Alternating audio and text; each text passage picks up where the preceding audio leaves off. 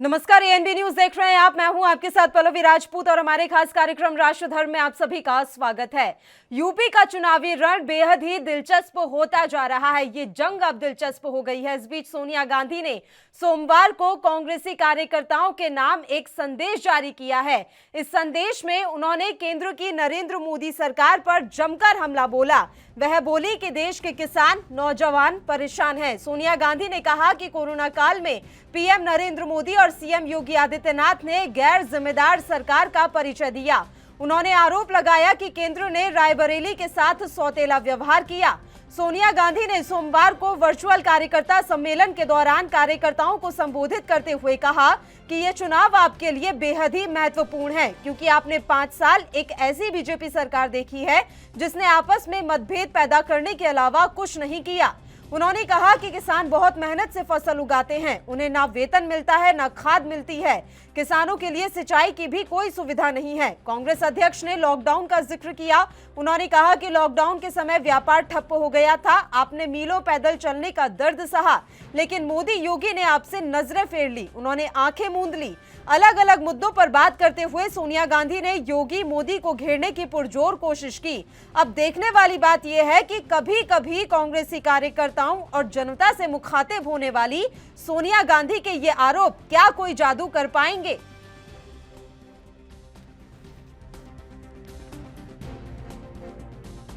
आने वाली 23 तारीख को आपकी 5 विधानसभाओं में वोट डाले जाएंगे। यह चुनाव आपके लिए बहुत ही महत्वपूर्ण चुनाव है, क्योंकि आपने 5 साल ऐसी सरकार देखी जिसने आपके बीच अलगाव पैदा करने के अलावा कुछ काम नहीं किया।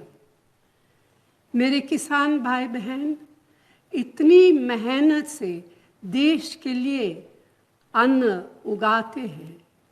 इन 5 सालों में आपको न तो फसलों का दाम मिला, न खाद मिली और न ही सिंचाई की सुविधाएं। आपके ऊपर कर्ज का बोझ है और आवारा पशु आपकी फसलों बर्बाद कर देते हैं। ठीक यही हाल नौजवानों का है। नौजवान अपने आने वाले कल के लिए मेहनत से पढ़ाई करते हैं, नौकरी की तैयारी करते हैं, लेकिन भाजपा सरकार ने आपको घर बैठा दिया।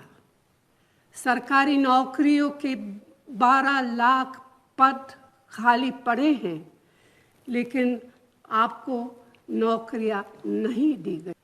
पेट्रोल, डीजल, रसोई गैस, सरसों तेल के दाम इतने बढ़ गए हैं कि आम लोगों के घर चलाना मुश्किल हो गया है। मेरी बहनें पाए पाए जोड़कर अपना घर परिवार चलाती है, लेकिन महंगाई ने उनका जीवन दुभर कर दिया। बहनों, भाइयों, आपने हाल में ही कोरोना का कठिन समय देखा है। एक तरफ आपको ऑक्सीजन, दवाइयाँ और अस्पताल में बेड नहीं मिले, अपने प्रियजनों को खोया है जिनके लिए वही एकमात्र सहारा थे। दूसरी तरफ लॉकडाउन में आपके काम धंधे बंद हो गए।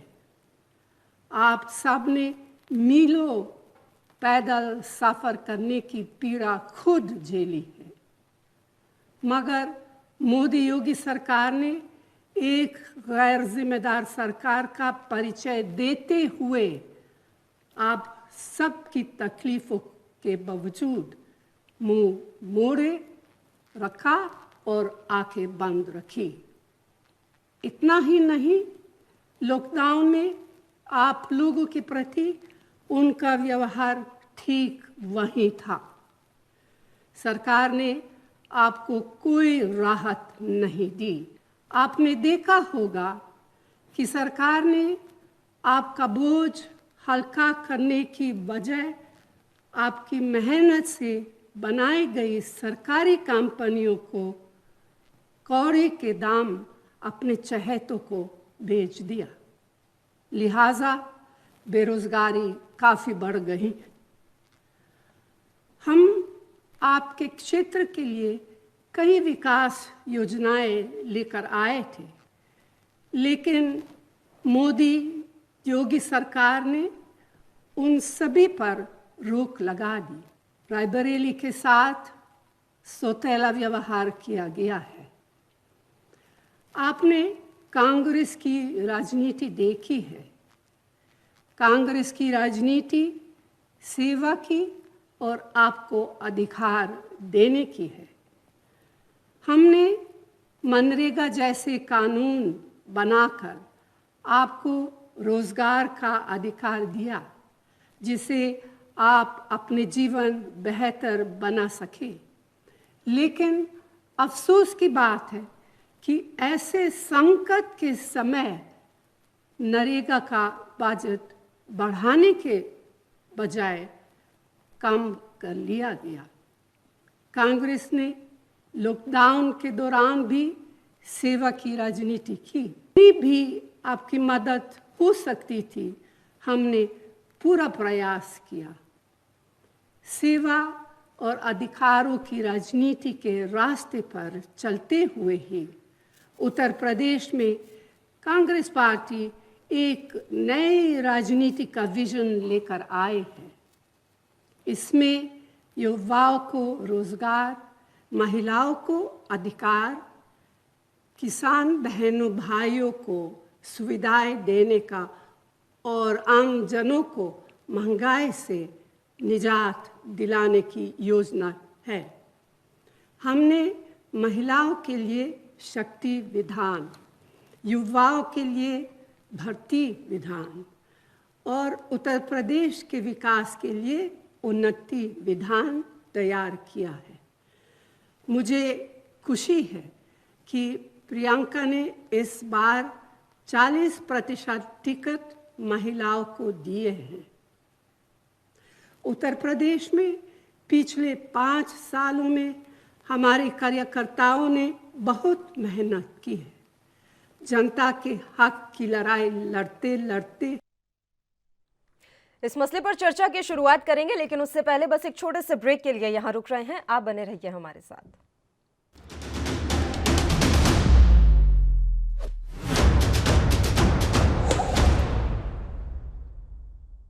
ब्रेक के बाद एक बार फिर से आप सभी का स्वागत है। तो सोनिया गांधी के संबोधन पर आज हम बातचीत करेंगे और इसके लिए 3 मेहमान इस समय हमारे साथ जुड़े हुए हैं। मेहमानों से आपका परिचय करवा देते हैं।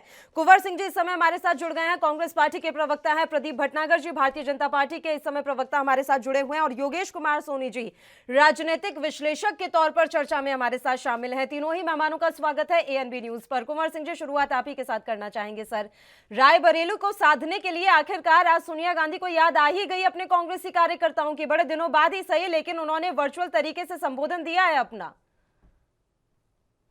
देखिए, रायबरेली से लोकप्रिय सांसद है और एक सांसद को अपने क्षेत्र की जनता से बात करने के लिए कोई समय की आवश्यकता नहीं होती, जब चाहें तब बात कर सकते हैं।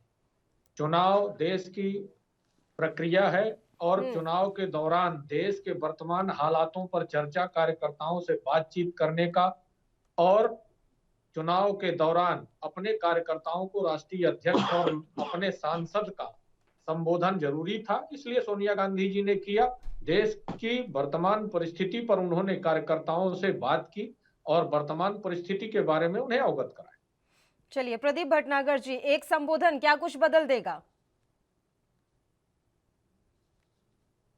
गांधी जी पहली बार चलिए आई काफी लंबे टाइम बाद और संबोधन करा, ये बड़ी अच्छी बात है। अपने कार्यकर्ताओं को जागरूक करने के लिए राष्ट्रीय अध्यक्ष को जो करना चाहिए वो करा उन्होंने।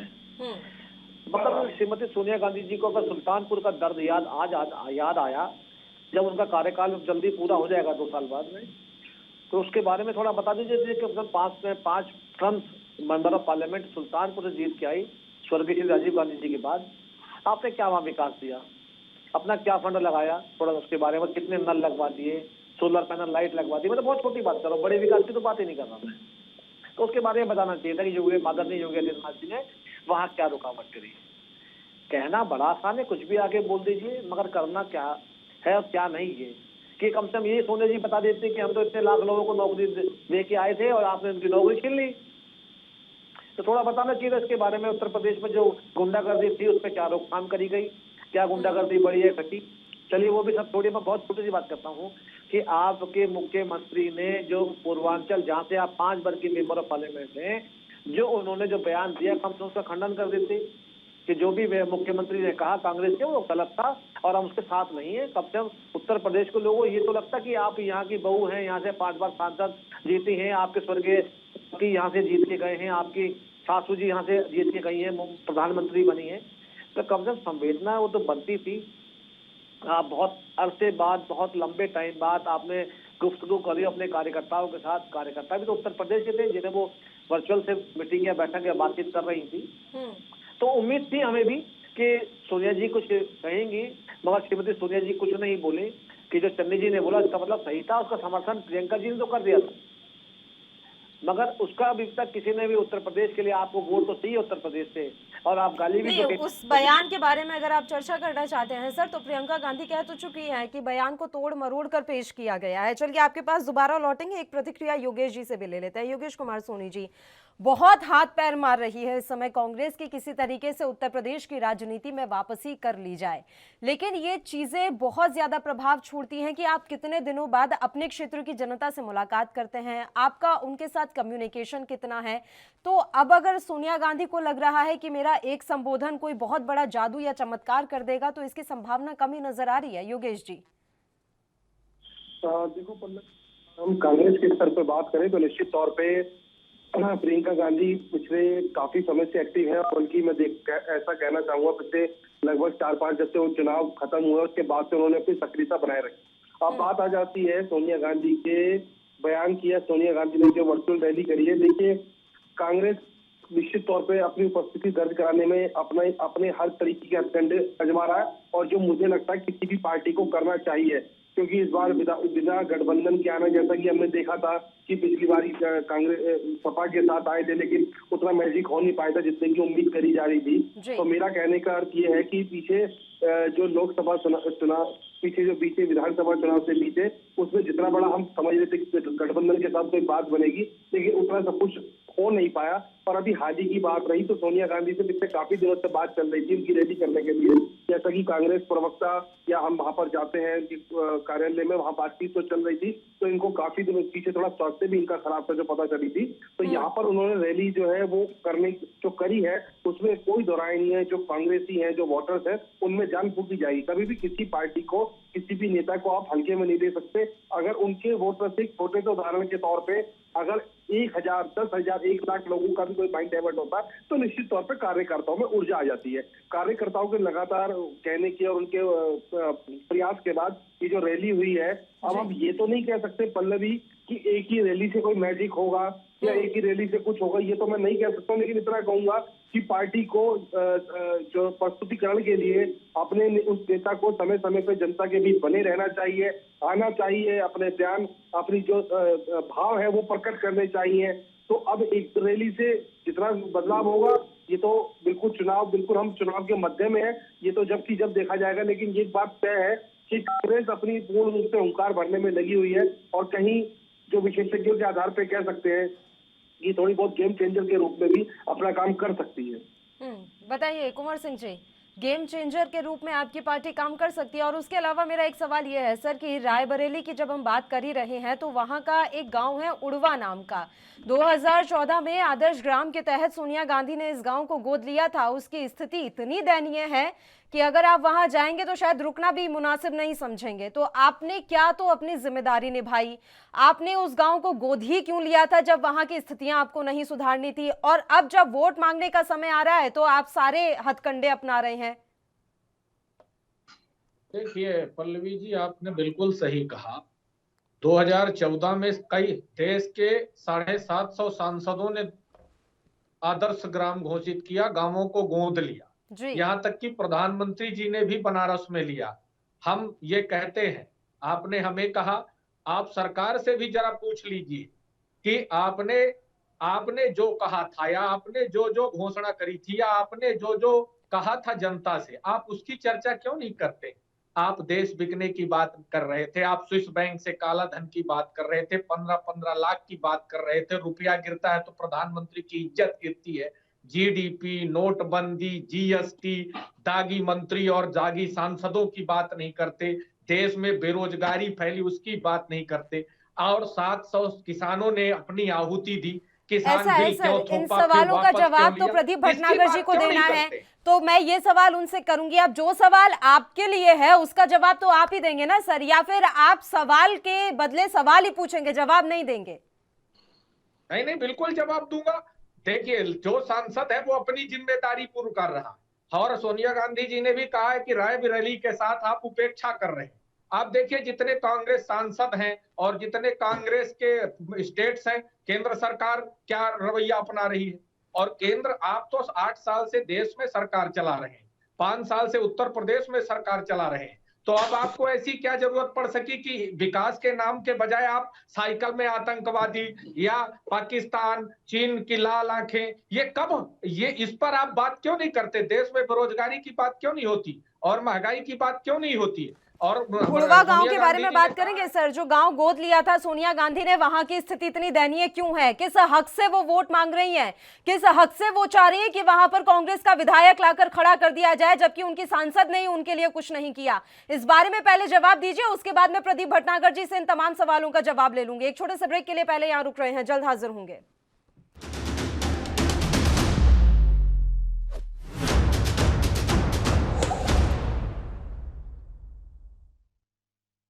ब्रेक के बाद एक बार फिर से आप सभी का स्वागत है। प्रदीप भटनागर जी, यूपी की जंग जिन्ना से शुरू होकर आतंकवाद पर आ गई है। विकासवाद आप लोगों की लिस्ट में है या नहीं, या सिर्फ राष्ट्रवाद, आतंकवाद, इन्हीं के मसले पर वोट हासिल करते रहेंगे हमेशा? बिल्कुल सही कहा आपने। देखिए, ना तो हमने जिन्ना पे वोट मांगा और ना हमने आतंकवाद पे वोट मांगा। जो आतंकवाद को छुड़ाने के काम करते हैं, जो जिन्ना की बात करते हैं, तो उन्हीं को ही सलाम है और उन्हीं को ही अच्छा लगता है ये सब। और हम ना तो जिन्ना की बात करना चाहते, ना हम आतंकवाद की बात करें। आतंकवादी खात्मे की बात करेंगे तो, और जिन्ना ने जो बीज हुए उसके विषय में बात करेंगे, मगर हम पीड़ित करें इन चीजों को, जो लोग ये लेके आ रहे हैं, उससे बात कभी नहीं करते। आज उत्तर प्रदेश के अंदर चुनाव चल रहा है और अभी तीसरे चरण का चुनाव पूर्ण हुआ, उससे कोई बात नहीं करेगा। आज सोनिया जी आज मैदान में कूद गई, उसके बारे में बात को घुमा के कोई नहीं करेगा। अभी आपने जो सवाल पूछा उसके बारे में कोई जवाब नहीं देगा, घुमा के कहीं और ले जाएगा। मैं तो चाहता हूँ मेरे साथ जितने पैनलिस्ट बैठे हैं, मुद्दों पे बात करें, सवालों का जवाब दें, सवाल कड़वे हों या जैसे भी हों, तो डिबेट में थोड़ा अच्छा भी लगे। ये हर बार का जो रोज का ये बोलने का तरीका है ना आपका, ये बेरोजगारी, आज विषय जो चल रहा है उन पे बात करें आज। और आप जैसे एंकर जो तीखी बातें करती है, अच्छी बातें करनी चाहिए। मैं पक्ष में हूँ या विपक्ष में हूँ, और उसका जवाब देना चाहिए।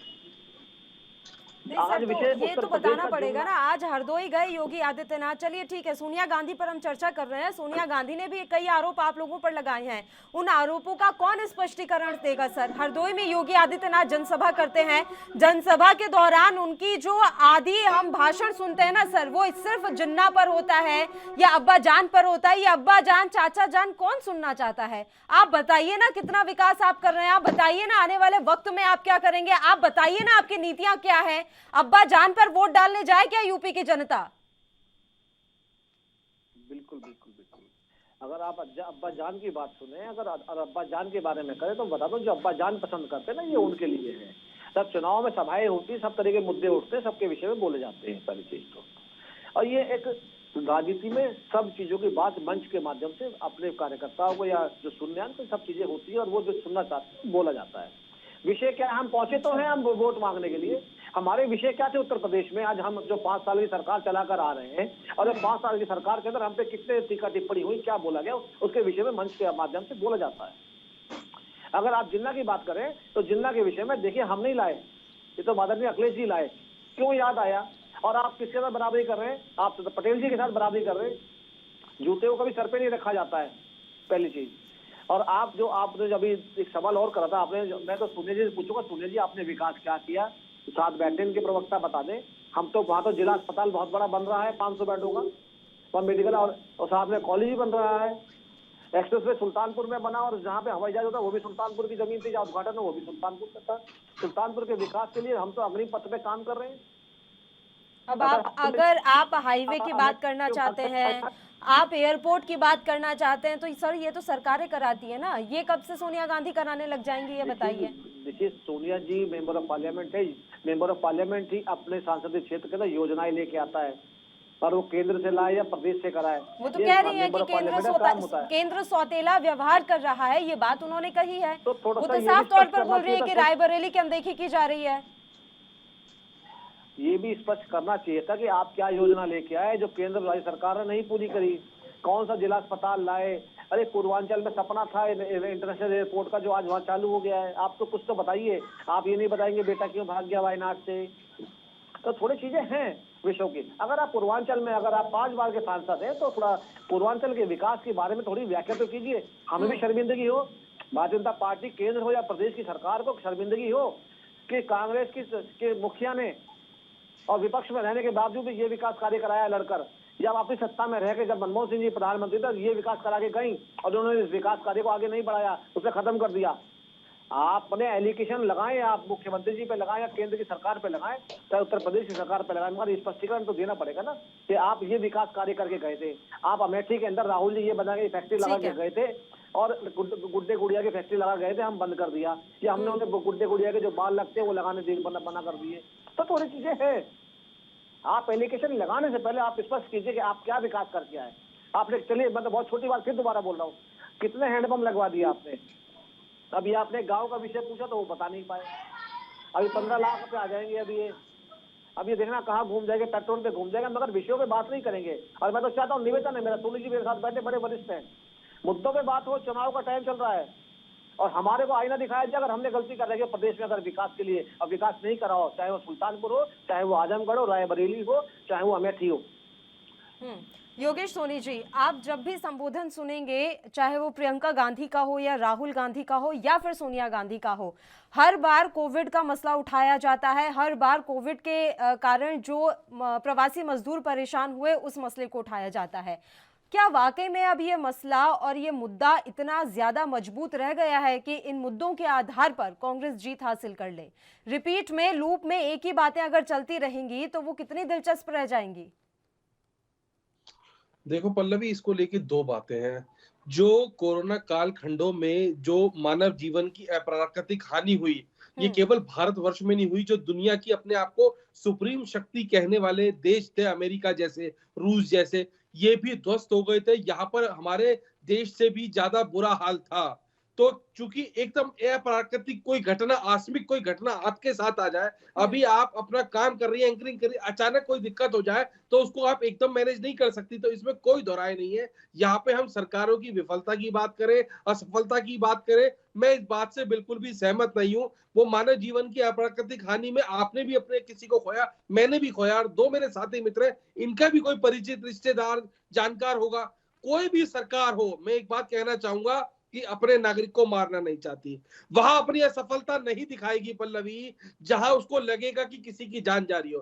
राजनीति एक अलग बात है। इस राजनीति में कांग्रेस के भी वरिष्ठ नेता से लेकर तमाम अन्य दलों के नेताओं ने एक समिति बना के देश के लिए प्रयास किया था। उसमें राहुल गांधी थे, सोनिया गांधी थे, मनमोहन थे, तमाम बड़े बड़े दल के नेता थे। तो मैं ये नहीं कहूंगा बिल्कुल भी कि ये किसी सरकार की असफलता है। एक आकस्मिक घटना और एक्सीडेंट को आप जो है उसको आप उसको विचारधारा के रूप में नहीं ले सकते, या उसको आप उसने नहीं ले सकते कि ये सरकार ने करा। यही अगर घटनाक्रम कांग्रेस सरकार में होता, ये कृत्य जब होता, तो क्या कांग्रेस या सपा या बसपा कोई पार्टी होती, चाहे वो केंद्र की कितनी बड़ी पार्टी होती, ऐसा नहीं माना जाता। तो यहाँ पर मैं बिल्कुल ये नहीं कहूंगा कि कोरोना का बात को मुद्दा बनाया जाए। ये तमाम मैं आज तक कम से कम 100 से ज्यादा डिबेट में बात कर चुका हूँ, कह चुका हूँ, और इसे मुद्दा बनाने के अलावा योगेश जी, एक क्रेडिट लेने की कोशिश की गई है सोनिया गांधी की तरफ से कि जो बच्चे बाहर फंसे हुए थे या जो लोग बाहर फंसे हुए थे वो कांग्रेस के द्वारा अपने अपने घरों तक पहुंचाए गए हैं। इस क्रेडिट के बारे में आप क्या कहेंगे, और इस क्रेडिट के जरिए क्या अपनी डूबती नैया को पार लगाने की कोशिश की जा रही है? मेरा सवाल यही है, आपका हम जवाब लेंगे बस एक छोटे से ब्रेक के लिए। पहले यहां रुक रहे हैं, जल्द हाजिर होंगे।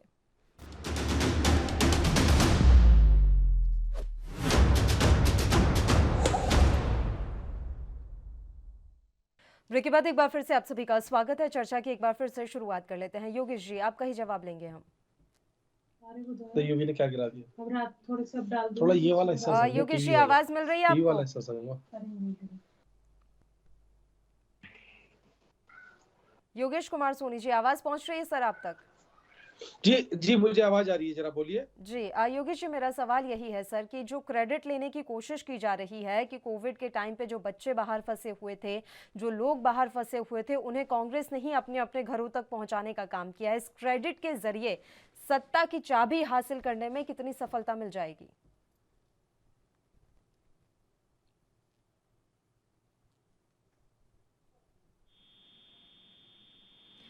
योगेश जी, शायद आपको आवाज नहीं मिल रही है। एक बार फिर से आपकी फोन लाइन पैच करवा लेते हैं। आपको आवाज इस समय पहुंच नहीं रही है मेरी। कुंवर सिंह जी, आपका ही मैं रुख करना चाहूंगी। सर, सवाल किया है आपसे प्रदीप भटनागर जी ने कि आप तो बताइए कि आपके संसदीय क्षेत्र होने के नाते आपने क्या कुछ किया रायबरेली के लिए?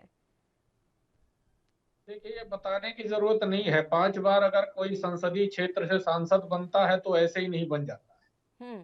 कुछ ना कुछ किया होगा। ये अब एक एक चीज, कोई हैंडपंप गाड़ने की बात कर रहे हैं, इतने बड़ा देश है, आप उसकी बात ना करके हैंडपंप कितने खनन हुए और जिला कार्यालय में आपकी सरकार है, आंकड़े ले लीजिए, आपको पता लग जाएगा। 5 बार सांसद बनना कोई मामूली बात नहीं है। एक बार से दूसरी बार नहीं बनते। सोनिया गांधी जी 5 बार से सांसद है, ये पूछने की बात है। आप ले लीजिए वहां से, हैंडपंप के आंकड़े ले लीजिए, रोड के आंकड़े ले लीजिए। पार्टी की राष्ट्रीय अध्यक्ष हैं और उनने देश के सरकार पर उंगली उठाई, तो उसका जवाब देना चाहिए ना। नहीं सर, बताना तो पड़ेगा ना। कोई 5 काम ये गिना दीजिए जो सोनिया गांधी की तरफ से किए गए हो, क्योंकि जब वो आरोप लगा रही हैं कि सौतेला व्यवहार रायबरेली के साथ किया गया है, तो जो व्यवहार उनने किया है वो तो आप बताइए कि उनके द्वारा क्या कुछ कार्य वहां पर करवाए गए। वो तो कह रहे हैं हमने हाईवे बनवा दिए, वो तो कह रहे हैं कि हमने एयरपोर्ट का काम करवाया। तो वो जब अपना काम बता रहे हैं तो आपको भी तो बताना पड़ेगा। आपकी बात ठीक है कि 5 बार कोई सांसद बना, ये इतनी छोटी बात नहीं है, लेकिन बावजूद इसके जवाब देना पड़ेगा, क्योंकि 5 बार अगर आपको गद्दी सौंपी गई है तो आप बताएंगे उस गद्दी का आपने क्या इस्तेमाल किया जनता की सेवा करने के लिए। देखिए, आपने हाईवे की बात करी है, तो हाईवे के बाद जब देश में कमलनाथ जी हाईवे मिनिस्टर थे, सारी जमीनों को रिक्वायर कर लिया गया था और अधिग्रहित होने के बाद क्या 5 साल के अंदर आपने हवाई अड्डा बना दिया रायबरेली का। क्या उससे पहले वहां पर हवाई जहाज नहीं उतरता था? आप तो 123 हवाई अड्डे बने थे देश में, आपने सिर्फ 5 हवाई अड्डे बनाए और बेचे कितने वो भी बता दीजिए।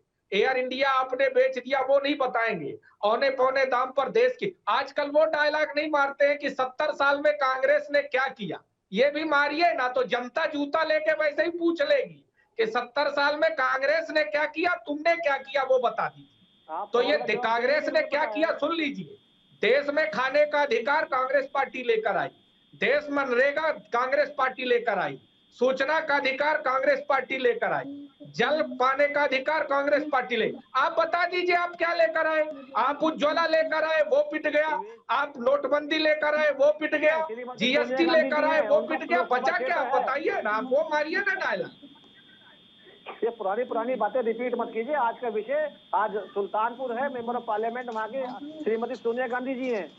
आप ये ओल्ड पुरानी बातें करेंगे तो लोग नहीं सुनेंगे हमारे को। फिर क्यों पुराने? आप 70 साल की बात करते हो। अभी छोटा सा विषय आप 70 साल का हिसाब मांगते हैं और 7 साल का हिसाब देने में पीएम केयर फंड का हिसाब बता दीजिए। जानना चाहता है। और रही बात, अभी भाई कह रहे थे कि कोरोना की बात मत करिए। आप दुनिया में आग लगी थी, दुनिया कोरोना से डर रही थी, आप नमस्ते ट्रंप कर रहे थे, ये लाजमी था। आपने अंतरराष्ट्रीय हवाई अड्डों पर आवागमन क्यों नहीं रोका? पहली लहर के बाद आपने दूसरी लहर में क्या एहतियात उठाया? ऑक्सीजन की कमी थी, दवाई की कमी थी, बेड की कमी थी, उस पर आप बोलिए। गंगा नदी पर आपके राज्य क्यों मानने को तैयार नहीं है कुंवर सिंह जी? कुंवर सिंह जी, ये सुनिए, मेरी बात सुनिए कुंवर सिंह जी, ये दोहरा रवैया मत अपनाइए सर, और मैं आपसे ये उम्मीद बिल्कुल नहीं करती हूँ। फिर आपके राज्यों ने क्यों आंकड़ा नहीं दिया संसद को कि ऑक्सीजन की कमी के कारण उनके राज्य में कितनी मौतें हुई? खाली पंजाब एक ऐसा राज्य था जिसने 5 मौतों को स्वीकार किया, और आप उम्मीद करते हैं कि केंद्र सरकार बोल दे कि ऑक्सीजन की कमी हुई। आपके राज्य सच बोलने की हिम्मत दिखा पाए सर? और सोनिया गांधी कोविड के देखिए, टाइम की देश बात कर की रही सरकार हैं। महामारी राजस्थान एक से सुन कैसे लीजिए, निकाले पंडित गए जी, लोग सुन हमने लीजिए। तस्वीरें देखी हैं। मुंबई से कैसे भारी संख्या में लोगों का पलायन हुआ लीजिए वो अब। तस्वीर हमने देखी है। क्या किया आपकी सरकारों ने? अब सुनेंगे, सुनिए, देश में महामारी लगी थी, महामारी एक्ट लागू होता है तो देश की सरकार का कानून पूरे देश के अंदर चलता है। और आप कहते हैं देश की महामारी थी, और सुप्रीम कोर्ट पर ये किसने जवाब दिया कि ये महामारी नहीं है? 4,74,000 रुपया महामारी एक्ट के तहत लोगों को, मैं जिनने आपसे अपने जो प्राण सवाल गंवाए, कर उसको रही हूँ ना मिलना सर, आप चाहिए। बच के किनारे से निकलकर कहीं और पहुंच जा रहे हैं। मैं जिस ट्रैक पर बिल्कुल लाना नहीं, चाहती हम हूँ उस वही ट्रैक पर पर आ आप रहे जा हैं, ही नहीं रहे हैं। पल्लवी जी, मैं वही आपसे पर आ बार रहे बार हैं। कोई सवाल कर रही हूँ, आप कोई और जवाब दे रहे हैं। आप पहले मुझे ये बताइए बिल्कुल कि सुन- ऑक्सीजन की कमी से मौतें आपकी सरकारों ने क्यों नहीं स्वीकार की? पहले ये बताइए, बिल- उसके बाद हम बात करेंगे नहीं, महामारी हमने- एक्ट और मुआवजे के बारे में। सांसद का जवाब है, देश की केंद्र संसद का को है कि आप चिट्ठी लिखिए। आप बता दीजिए प्रधानमंत्री जी ने कितने बार देश के प्रदेश के मुख्यमंत्रियों से कोरोना के टाइम पर बात करी? आप बताइए कितनी बार संसद पे उन्होंने चिट्ठी लिखकर मंगाया आंकड़ा? जब देश में कांग्रेस सांसदों ने पूछा कि कितने लोग मारे गए, तब आप चिट्ठी लिखते हैं और आप संसद का सत्र खत्म कर देते हैं। तो ये किसकी जिम्मेदारी है? संसद चलाने की जिम्मेदारी है विपक्ष की है क्या? आप केंद्र पर बैठे हैं और आप 72,000 करोड़ रुपया कहते हैं कि हम वैक्सीनेशन के लिए लगा रहे हैं, और जब सुप्रीम कोर्ट उंगली उठाता है पीएम केयर फंड पर, देश में आप विश्व बैंक से कर्जा उठाते हैं, उन सबका बताइएगा। और आप कहते हैं हम, आप राज्यों को कितने बार चिट्ठी लिखे हैं? आपने कितने बार मुख्यमंत्रियों की बैठक करी है? उसका विवरण बताइए, इसके बाद हम बता दें। मुद्दों पे बात कभी करते ही नहीं है। मैं थोड़ा बता देता हूँ, मैं धन्यवाद देता हूँ आदरणीय श्रीमती सोनिया गांधी जी को, जिन्होंने कोविड के टाइम में 3 ट्रक लकड़ी गरीबों के लिए भिजवाई। मैं आंकड़े में आपको दे देता हूँ कोविड के टाइम के। हिंदुओं को दफना दिया, लकड़ी का तो हमने करा है। गुस्सा मत कीजिए साहब, हिंदुओं को तो दफनाने वाले योगी आदित्यनाथ है, इसलिए आप जिंदा जिंदा चिल्ला रहे हैं। अरे सर गुस्सा अब मत उनको कीजिए। मुद्दा नहीं मिल रहा, प्रवेश जी, जिंदा ही गुस्सा उनका मत पार कीजिए, लगाएगा। सुनिए, और मैं बता कितने रहा हूं भाजपा सर, अभी सुनिए प्रधानमंत्री जी साहब, कहते हैं तारीफ कर बेटी रहा हूं, बचाओ सुनिए बेटी ना। पढ़ाओ, ये अरे मैं आपके लाजमी है सांसद की क्या? तारीफ कर रहा हूं इसका सर, भी सुन तो जवाब लो। दीजिए, ये भी तो जानना आप उत्तेजित चाहता ना है। हो सर, उत्तेजित ना हो, उत्तेजित ना हो, आप गुस्सा ना करें। मैं तो तारीफ अरे कर रहा हूँ उत्तेजित नहीं हो रहे हैं, सुन तो लीजिए आप भाई साहब, अपना सुन काम लीजिए। करिए, दूसरे को अरे छोड़ साहब दीजिए। सुन आप लीजिए, जिंदा जिंदा चिल्ला अरे रहे हैं। सुन लो ना, चीन, पाकिस्तान और आप विकास अरे हम बताओ तो ना। हाँ जिन्ना के बारे में बोलेंगे, बिल्कुल बोलेंगे, उसके बारे में बताएंगे आपको। पहले बता दीजिए श्रीमती सोनिया गांधी जी का जो धन्यवाद है सुल्तानपुरी जनता के लिए कि 3 ट्रक गरीबों को जलाने के लिए लकड़ी भेजी थी। वो असहाय लोगों के ऊपर लकड़ी भेजी थी जिन पे पैसे नहीं थे, और राज्य सरकार ने 5,000 रुपए दाह संस्कार के लिए खुद रखे थे कि जो गरीब आदमी तो जमुना में गंगा जी में जो बहा रहे थे लाशें, जो गाड़ रहे थे उनके लिए, क्योंकि उन पे इतना पैसा नहीं था गरीबों पे कि वो दाह संस्कार कर सकेंगे, इसलिए गंगा जी में लाशें बह रही थी। उसके बाद आपके बता दो, आपके सांसद 3 ट्रक लकड़ी भेजी और राज्य सरकार ने 5,000 रुपए से लेकर 7,500 रुपए तक उनको देने की शुरुआत करी। आप ऐसा आप गंगा जी कह तो देते हैं, मगर उसका नीचे तक जाइए तो सही, कहाँ तक क्या है। सरकार आप चला रहे हो तो जवाबदारी किसकी है? अरे सर जवाबदारी तो सरकार सांसद की आप भी है। चला रहे हो, डबल इंजन की सरकार। कौन बोलता है डबल इंजन की सरकार? आप कौन लोग 2 जिम्मेदारी बार लेगा? कोविड का टाइम आया, बेरोजगार अगर रोजगार मांगने जाते हैं तो लाठी डंडा आप चलाते हो, कौन जवाब देगा? इसका भी दीजिए जवाब। आप लिख देते हैं कि जो धरना प्रदर्शन करेगा उसको जीवन भर नौकरी नहीं मिलेगी। ये लोग जब ऑक्सीजन के लिए त्रास थे 3 बजे लड़की चलती है, ये लोकतंत्र है। दूर तक पता एक नहीं था, व्यापारी की पुलिस वाले हत्या कर देते हैं, ये लोकतंत्र है। इस लोकतंत्र किसानों के ऊपर गाड़ी लौटा देता है बात कर लेते हैं कुंवर सिंह और जी, उस पर भटनागर जी, एक-एक करके बात कर लेते हैं सर। चश्मा लगाते हुए, ये लोकतंत्र है। ये जवाब नहीं होता तो वो पीछे बोलने लगते हैं, एक-एक करके बात कभी भी उस पर बोलिए ना, क्यों नहीं बोलते हो आप? पीछे बोलने लगते हैं। अजय मिश्रा टेनी पर क्यों नहीं बोलते हो आप, जिसने गाड़ी चढ़ाई? सर अब एक साथ ही खिचड़ी पकाएंगे क्या? एक एक करके बात कर लेते हैं ना। आप एक साथ ही सारे मुद्दे डाल रहे हैं। अभी कोविड के बारे में बात चल रही है तो पहले उसके बारे में बात निपटा लें, उसके बाद अजय मिश्रा टेनी ले आइएगा। एक एक करके बात कर लेंगे तो ज्यादा बेहतर रहेगा। बात चल रही थी तो भाजपा के नेता क्यों बीच में? और हमारी बोलना जरूरी है क्या? अपने टाइम पर बात रखो ना, इतने बड़े ज्ञानी हो तो क्यों आते हो भाई, अपना प्रवचन दो। अब बोल रहे प्रदीप भटनागर जी सर, मैं जवाब ले लूं उनसे सर? हाँ बिल्कुल लीजिए, डेट में होता ही है सवाल जवाब। ठीक है, प्रदीप भटनागर जी, आपने बोला कि वो लकड़ी भेज रहे थे, आप शायद एक चीज ऐड करना भूल गए सर। झारखंड के मुख्यमंत्री हेमंत सोरेन ने वादा किया था कि मुफ्त में कफन बांटे जाएंगे, तो ये तो नीतियां थी। तो ये चप्पल वालों को हवाई जहाज पर बैठाने वाला, अब मैं आपसे सवाल पूछ रही हूँ, क्या मैं उनसे पूछ रही हूँ ना प्रदीप भटनागर जी से, मुझे जवाब तो लेने दीजिए सर, उसके बाद मैं सवाल करूंगी उनसे। बोलिए भटनागर जी। पल्लवी जी, जिस समय कोविड के टाइम में क्षेत्रीय सांसद को या विधायक को अपने क्षेत्र में होना चाहिए था, हाँ। उस समय दोनों माँ बेटे दोनों गायब थे। आप 15 वर्ष आप अमेठी में सांसद रहे, कम से कम उन गरीबों से फोन करके पूछ लेते आपको कोई परेशानी तो नहीं है। जब ऑक्सीजन के लिए त्रास थे, जो अपने क्षेत्रीय सांसद को विधायक को ढूंढे, तो उस समय सांसद को वहाँ उपस्थित होना चाहिए था। ये समय आपदा के ऐसे होते जो ढूंढता है आदमी को अपने को।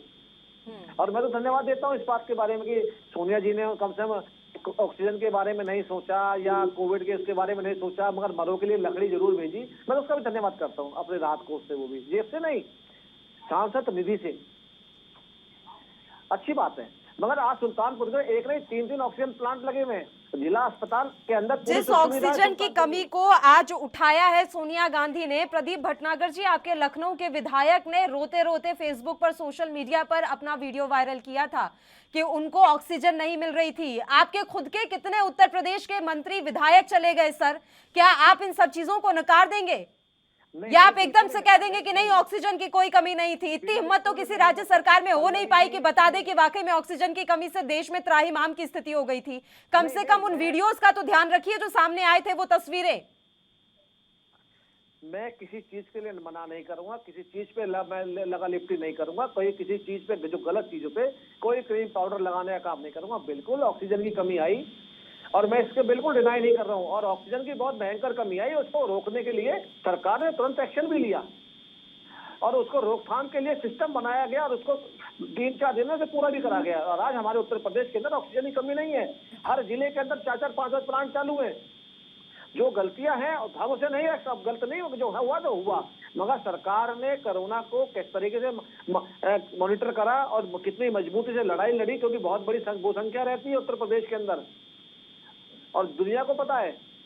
और ये मॉडल योगी जी जिस तरीके से काम किया, ये तो हमारे विश्व के जो प्रधानमंत्री और बाहर देशों को उन्होंने भी अप्रिशिएट करी इस चीज के बारे में कि एक प्रदेश में इतनी बड़ी संख्या में होने के बावजूद भी कोरोना में रोकथाम कैसे की गई। मगर इस चीज के बारे में जो सुल्तानपुर के अंदर आज जिला अस्पताल के अंदर सारी सुख सुविधाएं हैं, चाहे जिला अस्पताल किसी प्रदेश से कहीं का भी हो। और हमें जो कोविड में जो हमसे हुआ और हाथ उसको दोहराने के दोबारा ना दोहराया जाए, उस पर काम किया बारीकी से। और एक एक गांव के जब कोविड का टाइम आया, जब गांव कैप्चर होने लगे कोरोना में, तो हमने ही स्कैनिंग करके 7 दिन के अंदर 1 लाख से ऊपर गांव स्कैन करके रोके। ये उपलब्धि उत्तर प्रदेश की सरकार की है। जो ये गंगा की बात कर रहे हैं, लाशें बहने की, मैं फिर दोबारा बता देता हूँ आज, अच्छा है दोबारा आज के अंदर गंगा लहरें जो है, जो गंगा के अंदर लाशें बह रही थी, दोबारा ना बोले सर्वे कुंवर साहब, तो सुन लीजिए कि उन गरीबों के लाशें थी जिन पे पैसे नहीं थे दाह संस्कार के लिए, मगर उनको सब उन लाशों को निकाल के सबको, सुन लीजिए मैं खत्म कर रहा हूँ, सुन लीजिए साहब, मैं खत्म कर, सुन लीजिए बोल रहे हैं सर, मैं खत्म कर रहा हूँ, मैं खत्म जिसको कोविड होता था उसको घर वालों को लाते नहीं। कुंवर सिंह जी, मैं खत्म, कुंवर सिंह जी सुन तो लीजिए, आपने बता रहे हो, कुंवर सिंह जी फिर पीछे बोलने लगे आप, बताओ हमको। मैं तो खुद गंगा जी की गंगा में बहती लाशों के बारे में खुद बोल रहा हूँ मैं तो। नहीं मिली थी, इसीलिए वो कोविड वालों को सीधे अस्पताल प्रबंधन उस पर दफना रहा था, वो बताइए ना। अगर मैं आपसे पूछ लूं कि आज हमारे उत्तर प्रदेश में 100% क्या नाम वैक्सीन लग चुकी है और 80% दूसरी डोज लग चुकी है, कि आप बता पाएंगे अपने प्रदेशों में कि आपके साथ स्लो ढीला क्यों चल रहा है? आप नहीं बता पाएंगे। आप कोविड की तो बात करते हैं, आपसे पूछ लूंगा तो सुन लीजिए, राजस्थान के अंदर आईसीयू बेड प्राइवेट नर्सिंग को बेच दिया, आप उससे नहीं बता पाएंगे। आप उसको बताइए, आप भटकिए, आप नहीं बहुत जवाब दे पाएंगे, आप कहीं और चले जाएंगे फिर आप अभी विधानसभा में लोकसभा। चलिए ठीक है, एक छोटे से ब्रेक के लिए प्रदीप जी यहाँ पर रुक रहे हैं। ब्रेक के उस पार चर्चा लगातार जारी रहेगी, जल्द हाजिर होंगे।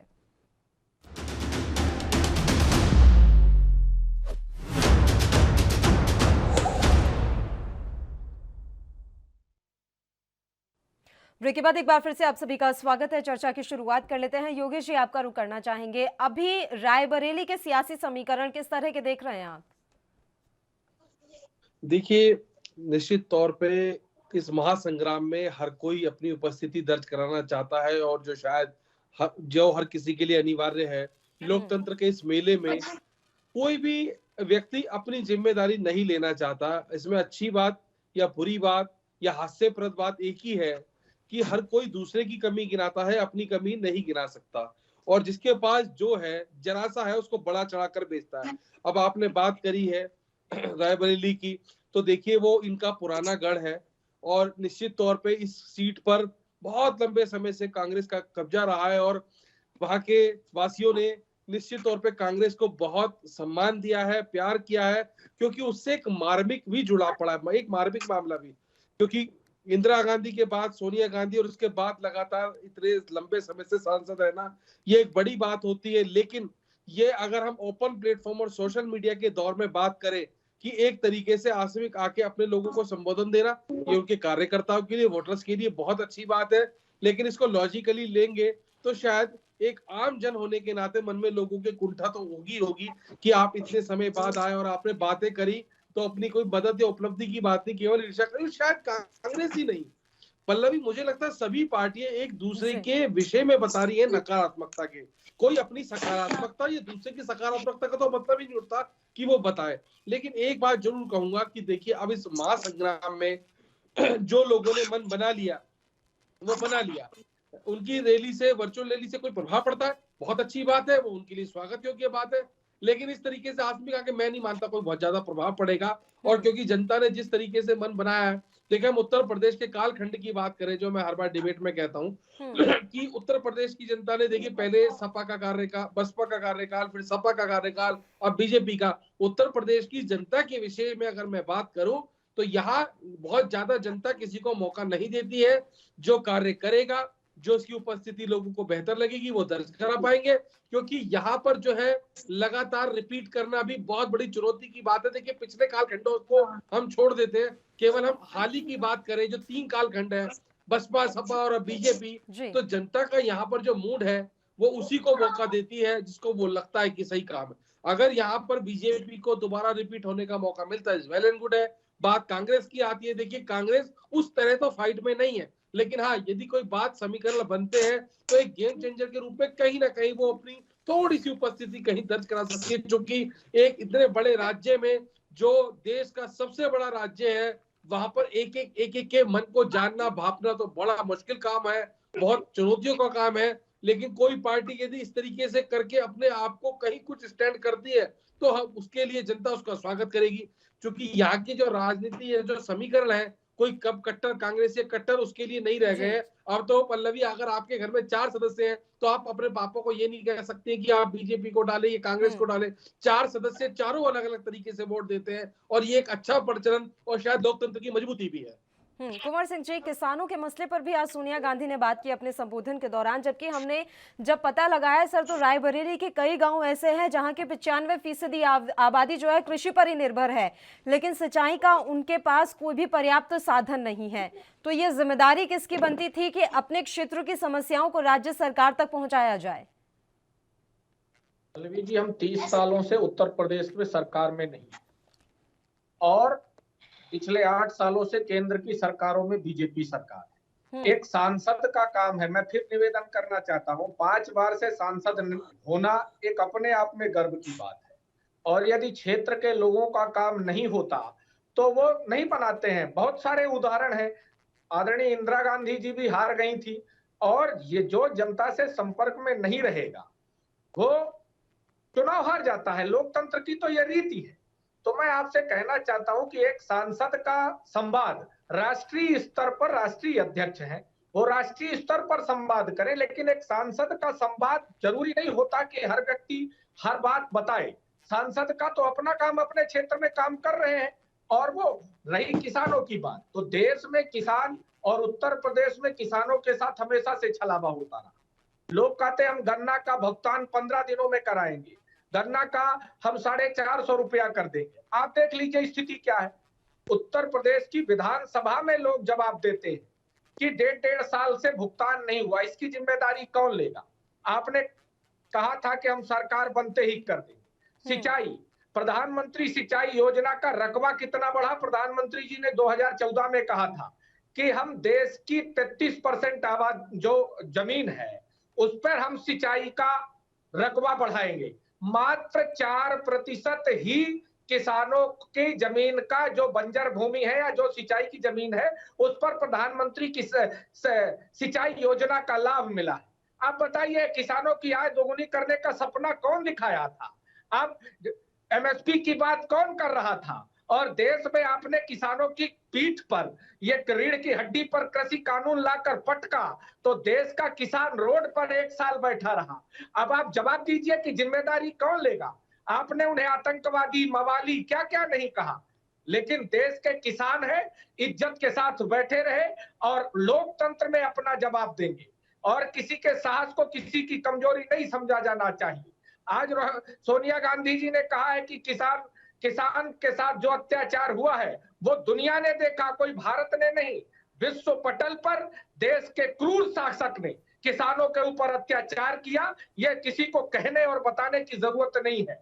और मैं इतना कहना चाहता हूं कि हर पार्टी का नेता चुनाव में अपनी बात रखता है, उसी तौर पर देश की विपक्षी दल की राष्ट्रीय अध्यक्ष ने अपने लोगों से बात किया है, उसमें कोई ऐसी बात भी नहीं है। उन्होंने देश की समस्याओं को रखा है। और एक बात पल्लवी जी आपके माध्यम से कहना चाहता हूं, उत्तर प्रदेश में 18,000 कांग्रेस कार्यकर्ताओं के ऊपर प्रकरण दर्ज किए हैं योगी आदित्यनाथ जी ने।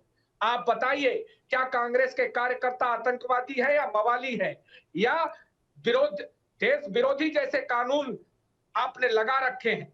तो उन कार्यकर्ताओं के लिए कांग्रेस पार्टी खड़ी है और प्रियंका गांधी जी पिछले 4 सालों से संघर्ष कर रही है। ये मुझे बताने की जरूरत नहीं है, ये उत्तर प्रदेश की जनता तय करेगी। चलिए, आप पहले मुझे ये बताइए कि सांसद का काम क्या होता है सर? कुंवर सिंह जी, अगर कोई प्रतिनिधि चुना जाता है तो वो क्यों चुना जाता है? कोई बड़ी वजह या फिर ज्यादा पैसे आ रहे हैं सरकार के पास इसलिए सांसदों को रख दिया है कि उनकी जेबें भरते रहें बेमतलब में? देखिए, देश के अंदर लोकसभा एक निम्न सदन है और राज्यसभा उच्च सदन है। हाँ। और 2 प्रकार के सांसद बनते हैं, एक जनता द्वारा चुना जाता है और एक विधायकों द्वारा चुना जाता है।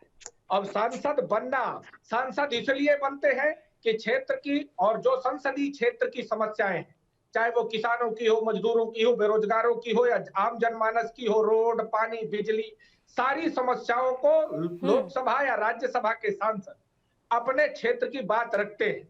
वो सरकार से फंड मांगते हैं, आवेदन करते हैं, केंद्र सरकार में, लोकसभा में अपनी बात उठाते हैं। इसका आंकड़ा तो संसदीय क्षेत्र के लोग और वहां के कलेक्टर, यानी संसदीय निधि का उपयोग कलेक्टर के माध्यम से कराया जाता है। तो वो तो रिकॉर्ड निकालने पर हर सांसद का पता लग सकता है। चलिए, प्रदीप भटनागर जी, उनके हिसाब से अगर कहीं कोई कमी थी भी रायबरेली में तो उस कमी को सुधारने का काम योगी का था और शायद उतनी जिम्मेदारी सोनिया गांधी की नहीं बनती जितनी जिम्मेदारी योगी सरकार की बनती है। बिल्कुल बिल्कुल, मैं तो यही पूछ रहा हूँ, अगर जिम्मेदारी नहीं बनती है तो क्यों चुनाव लड़ते हैं सोनिया जी वहां से? एकमात्र उत्तर प्रदेश से कांग्रेस की सीट है, उसे भी छोड़ देना चाहिए अगर बस की नहीं है तो। पहली चीज। दूसरी चीज, अगर रायबरेली की अगर बात कर रहे हैं, अगर सिंचाई की बात करें, अगर आपने को सिंचाई को अगर वहाँ काम नहीं हुआ हो और वहां की सांसद ने उत्तर प्रदेश की सरकार को अगर लिख के दिया हो कि ये मेरे सिंचाई का काम ये होना है या ये मेरा नया एक बम्बा बनना है या नहर जानी है सफाई के लिए, तो योजना बता दीजिए जिसमें काम नहीं हुआ। उत्तर प्रदेश का कोई ऐसा जिला नहीं है जिसमें नहरों का, छोटी नहरों काम ना हुआ हो। कम से कम 3,500 नहरों पे काम किया है उत्तर प्रदेश की सरकार ने, ये कोई नहीं बताएगा। सिंचाई की सुविधाओं को जितना सुगम बनाया है, पुलिया उनके ऊपर बनाई है, सुविधाएं दी, उसके बारे में कोई नहीं बोलेगा। ये बड़ी विडंबना है। क्यों? क्योंकि विपक्ष में बैठे, सच बोलेंगे नहीं। इन्हें पता है अगर सच बोलेंगे, एलिगेशन लगाएंगे तो सुनेगा कौन, इन्हें वोट कौन देगा?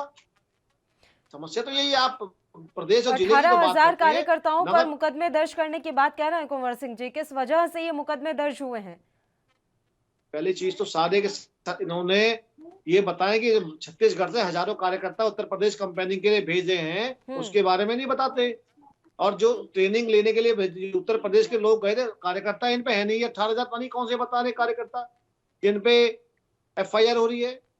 मैं तो नई चीज सुनने वाली पहली बार। सर, देश जो की मर्जी इतनी पुरानी बैठो टीवी पार्टी है बोल और दो। उनके पास 18,000 कार्यकर्ता नहीं होंगे, ये कैसी बातें कर रहे हैं आप प्रदीप जी भटनागर मैं जी? वही तो कह रहा हूँ, 18,000 कार्यकर्ता बहुत होते हैं। मैं तो बड़ा ताजुब कर रहा हूँ, इन्हें पता अच्छा, है, हमें नहीं आप पता विश्व की सरकार में सबसे बैठे। बड़ी पार्टी हो सकते हैं, विश्व की सबसे बड़ी पार्टी हो सकते हैं और उनके पास 18,000 कार्यकर्ता नहीं हो सकते। हाँ भटनागर जी? 18,000 कार्यकर्ताओं पे FIR की जो बात कर रहे हैं, मैं तो उस पर हाँ। अचरज कर रहा हूँ मैं, कि टीवी में जो मुंह में आए बोल दो। बोलने से मतलब है, अरे तथ्य भी तो रखा रहा हूँ चीज के। और 18,000 कार्यकर्ताओं पे चलो FIR हो भी, तो प्रियंका जी कहाँ धरने प्रदर्शन पे बैठी है? राहुल जी कहाँ है? लखीमपुर भागे थे जिस तरीके से, अपने कार्यकर्ताओं के लिए नहीं भागेंगे? ये तो रात रात दिल्ली से दौड़ लिए थे। छत्तीसगढ़ के मुख्यमंत्री और पंजाब के मुख्यमंत्री लखीमपुर दौड़ लिए थे। 18,000 कार्यकर्ता चुनाव के टाइम में FIR हो रही है और जेल गए हुए हैं, तो उनके लिए तो मुख्यमंत्री पहले भागना चाहिए। कैसे नहीं, कार्यकर्ता जेल हो नहीं गए? गए हैं काम सर, करेंगे? जेल नहीं गए हैं, लेकिन अलग अलग धाराओं में मुकदमे दर्ज हुए हैं और ना सिर्फ चुनाव के समय, ये पूरे शासनकाल की बात कर रहे हैं। ये बात सोनिया गांधी ने भी दोहराई है कि पूरे शासनकाल में, आपके पूरे शासनकाल मैं में। तो कह रहा हूँ, मैं कहता रहा हूँ तथ्य तो दीजिए। आप वहां गिनती में नहीं, 3 में 13 में नहीं, कहीं आप कंपेयरिंग नहीं कर रहे।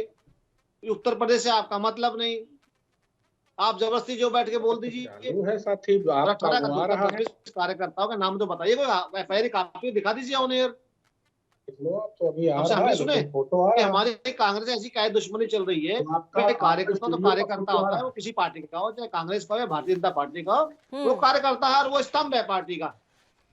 अगर 18,000 चलिए, अगर हमारे ठीक है प्रदीप जी, रोकना चाहूंगी आपको एक छोटे से ब्रेक के लिए, हमें यहाँ पर रुकना है, जल्द हाजिर होंगे।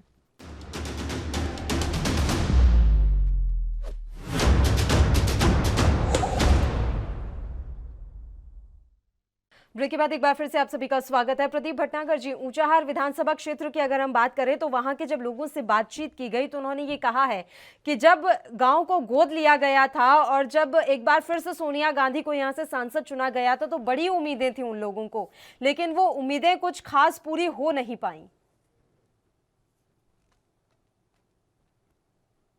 का एक कर्तव्य है अपनी निधि और अपने कर्तव्य का पालन करना जी, चाहे वो सांसद कांग्रेस का हो या भारतीय जनता पार्टी का हो। और उसे अगर उम्मीद से चुन के अगर अपने जिले की जनता ने, अपने सांसद क्षेत्र के जनता ने उनको चुन के भेजा और भारी मतों से चुन के भेजा है, तो उनका सुनना चाहिए कार्य। उनके लिए आपको उनके लिए आगे आगे पहले कदम भी काम करना चाहिए। मगर आप ऊंचाहार हो या प्रदेश या कोई क्षेत्र हो, आप काम तो करें कम से कम। आपसे बहुत उम्मीद जनता लगाती है और अगर सांसद, क्षेत्रीय सांसद अगर उस पर खरा ना होते तो श्री राहुल गांधी जैसा हाल होता है उसका। तो ये चीजें सांसदों को समझनी चाहिए, कांग्रेस की हो या भारतीय जनता पार्टी की हो, क्योंकि फिर तुम्हारा मेंबर ऑफ पार्लियामेंट चुनाव लड़ना आपको जाके उसी संसदीय क्षेत्र के अंदर। अगर आपने गांव तो लिया, मगर तो गांव का हाल भी तो लेना चाहिए।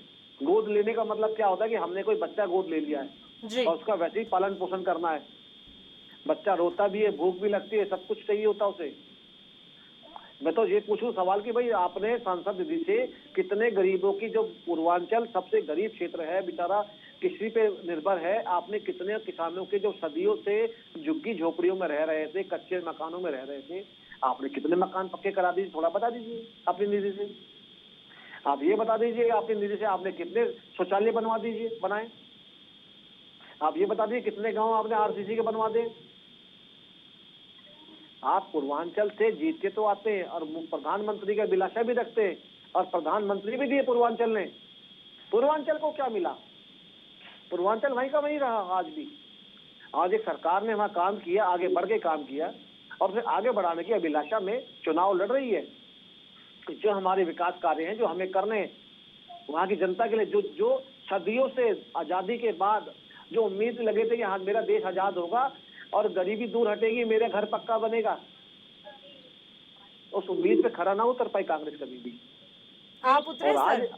आपको जिन उम्मीदों के साथ सत्ता की चाबी सौंपी गई थी, आप कितना उतरे? बिल्कुल उतरे। आज आप जो है सोनिया जी की सीट पर चुनाव लड़वा दीजिए। आप सोनिया जी को जमानत जब्त हो जाएगी। तो लड़ी तो रहे हैं सर, ऐसा तो है नहीं कि आपका वहां से उम्मीदवार खड़ा नहीं है, लड़ तो रहे हैं। मैं आज की बात कर रहा हूँ जी। आज विकास कार्य को लेके आज देख लीजिए, आज उत्तर प्रदेश के अंदर कांग्रेस भी चुनाव लड़ रही है पूरे ताल ठोक के। समाजवादी भी लड़ रही है, भारतीय जनता पार्टी भी लड़ रही है ताल ठोक के।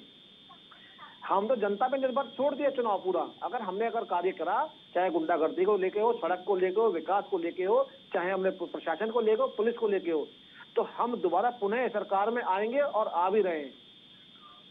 और हम पूरे निर्भर हैं इस चीज को लेके। मैंने इतनी सारी बातें गिना दी आपको। अगर कुंवर साहब एक चीजें गिनवा दें और अभी डिबेट घुमाए कहीं और ले जाएंगे। ये सुल्तानपुर में ना रायबरेली पे नहीं रहेंगे, उत्तर प्रदेश पे नहीं रहेंगे। ये अभी देखिए कहाँ भागेंगे अभी आपके सामने। चलिए, मैं कुंवर सिंह जी के पास आऊंगी, लेकिन उससे पहले एक बार योगेश जी का रुख कर लेते हैं। योगेश जी, मैं कंपैरिजन चाहती हूँ सर। एक तरफ हम रख लें बनारस को और दूसरी तरफ हम रख लें रायबरेली को। दोनों बड़े बड़े नेताओं की संसदीय क्षेत्र हैं। दोनों में क्या अंतर आप महसूस करते हैं? दोनों का विकास किस गति से हुआ है?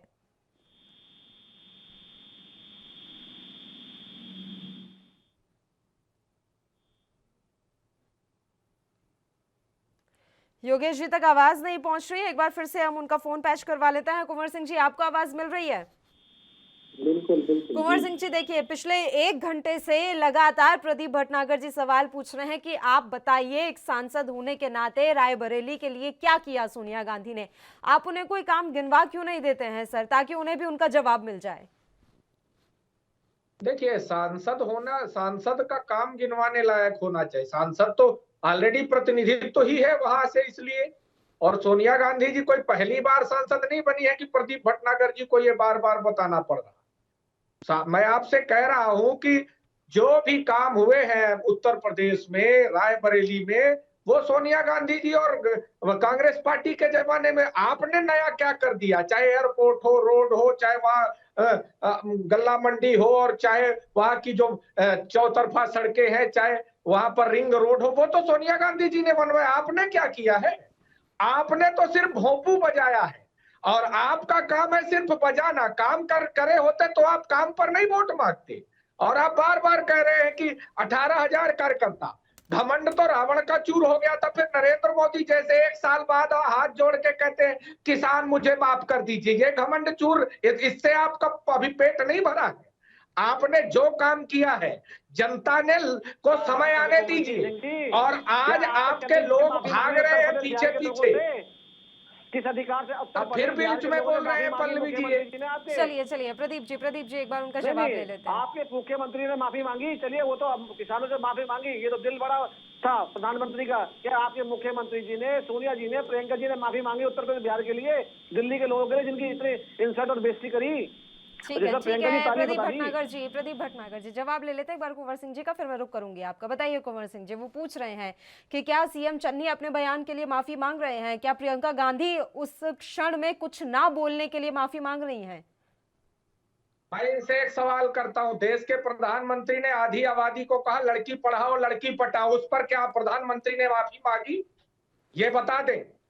और देश का प्रधानमंत्री इतना शर्मनाक बयान दे दे, उस पर क्या देश के प्रधानमंत्री या किसी भाजपा के नेता ने प्रतिक्रिया दी?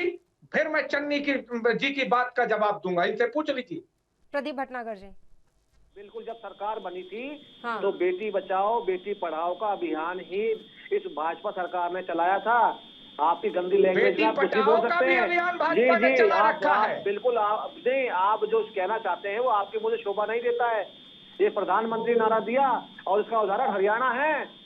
प्रधानमंत्री खुद बोल रहा है, हमें शोभा नहीं देता। और अगर झूठ बोलो तो क्या झूठ बोल रहे हैं? शर्म करो, थोड़ी सी भी शर्म होनी चाहिए। अपनी बात पर करो। देश के प्रधानमंत्री का ऐसा वक्तव्य देश को शर्मसार करता है। अरे आप लोग तो सोचोगे यही, आपकी क्या सोच हो सकती है आगे? अभी आ गई तो हचकचाने लगा। जवाब दीजिए।